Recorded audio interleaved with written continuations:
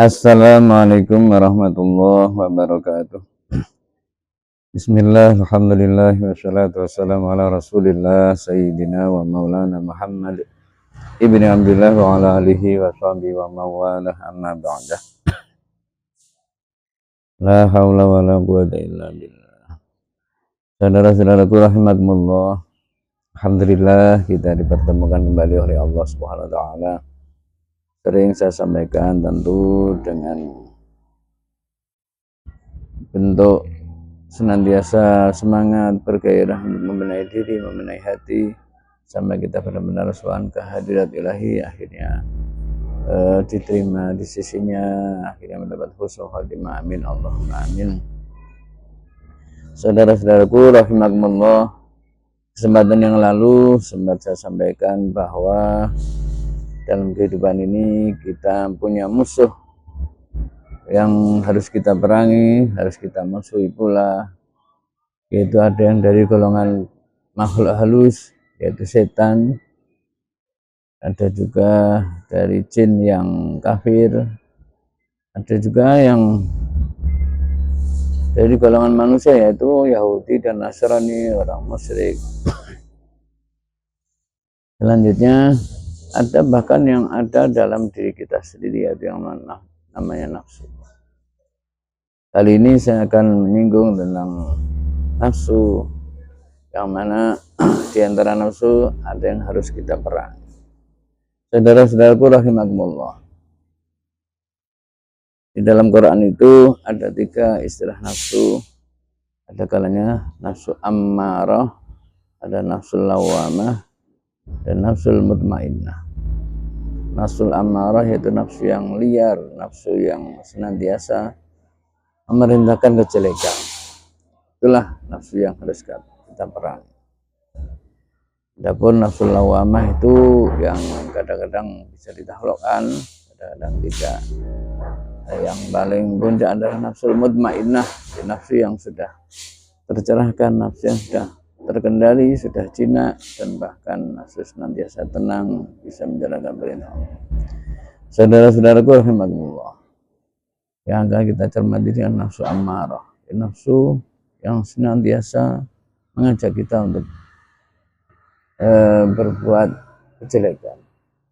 Ini tersirat dari ayat Allah di awal juz 13, yaitu innan nafsala ammaratum bisu, bahwa sesungguhnya di antara nafsu itu ada nafsu yang senantiasa mengajak kepada kejelekan, dan ini harus kita perangi. Sekali lagi harus kita perangi, bagaimana agar supaya mau tunduk, kepada kita, mau menjalankan perintah-perintah Allah.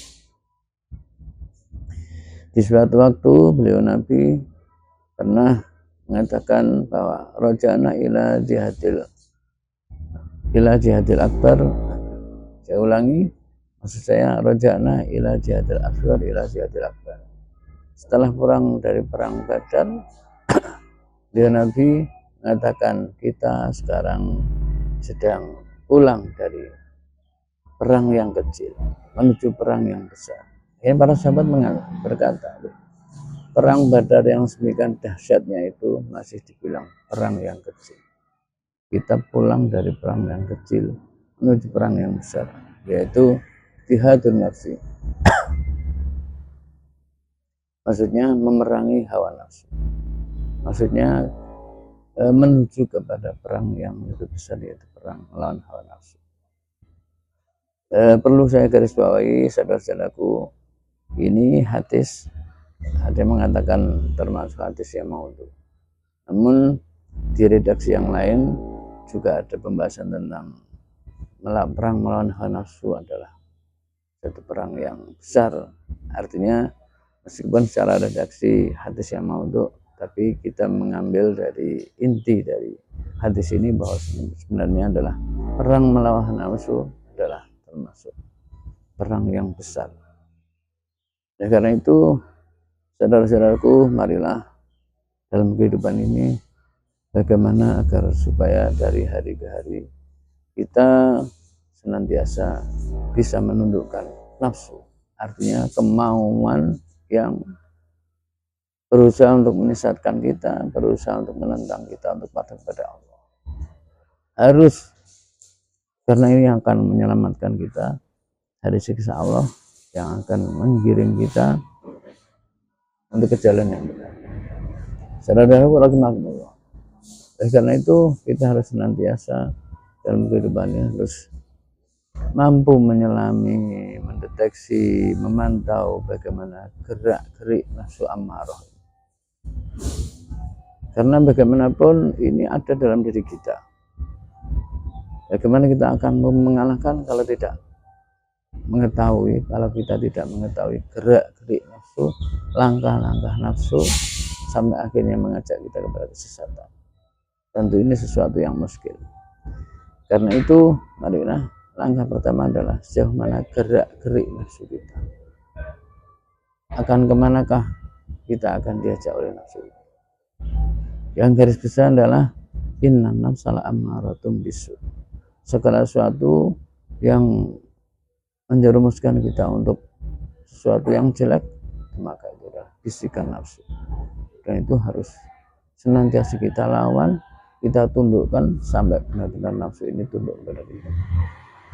Nah, ini kehidupan inilah sebenarnya perjalanan kita dalam rangka menundukkan nafsu ammarah. Bagaimana agar supaya jinak, bagaimana agar supaya patuh kepada kita. Maka sejauh mana perjuangan kita melawan nafsu, itulah hasil kita. Maka sering kita dengar sekian banyak cara para salafus soleh, para sesepuh-sesepuh kita, para guru kita mencontohkan bagaimana agar supaya nafsu ini kita tunduk, diantaranya dengan riyadhah, dengan tirakat, dengan puasa, dengan membaca Quran, dengan berzikir. Itu semua adalah dalam rangka agar supaya nafsu ini tunduk pada kita. Kita tundukkan, kita jinakkan untuk mau taat kepada Allah, mau menjalankan perintah Allah, dan mau menjauhi larangan Allah.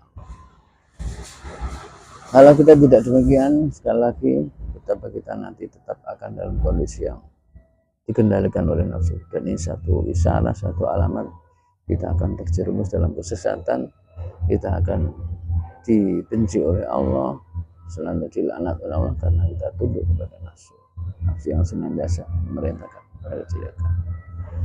Dan karena itu, marilah sekali lagi saudara-saudaraku, bagaimana dalam kehidupan ini kita senantiasa berusaha untuk menundukkan, menjinakkan nafsu yang senantiasa memerintahkan kejelekan dengan segala cara. Dengan segala cara. Yang langkah pertama yang jelas, kita harus paham gerak-gerik nafsu. Kemudian kita kendalikan. Adapun cara mengendalikannya lewat tadi yang saya katakan dengan riyadhah misalnya, puasa, dengan menjalankan wajib aurat, dengan menjalankan kebiasaan-kebiasaan yang baik, dan lain sebagainya. Yang kesimpulannya adalah bagaimana supaya kita tidak tunduk, tidak patuh kepada nafsu yang senantiasa memerintahkan kejelekan.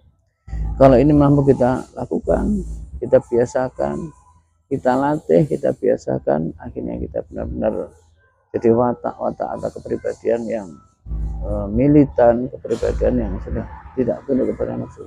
Betapa kehidupan ini akan terasa indah.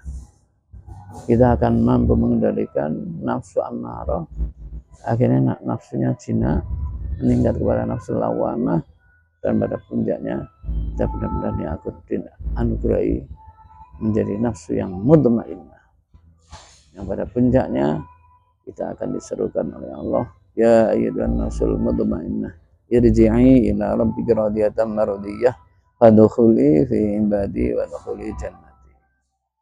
Demikian ending atau akhir dalam kehidupan ini. Kalau kita mampu mengalahkan nafsu ammarah, meningkat kepada lawamah, pada puncaknya nafsu yang ada dalam diri kita menjadi nafsu mutmainnah. Akhirnya oleh Allah benar-benar diridhoi, dipersilahkan untuk masuk ke golongan hamba-hambanya kepada surganya Allah. Itulah dari segala perjuangan yang kita tampilkan, kita upayakan mengenai nafsu, pada puncaknya kita jadi hamba yang diridhoi. Demikian, semoga ini benar-benar terrealisasi, dan semoga Allah membimbing kita untuk menjadikan nafsu kita nafsu yang mutmainnah. Amin Allahumma amin. Wal afu minkum. Assalamualaikum warahmatullahi wabarakatuh.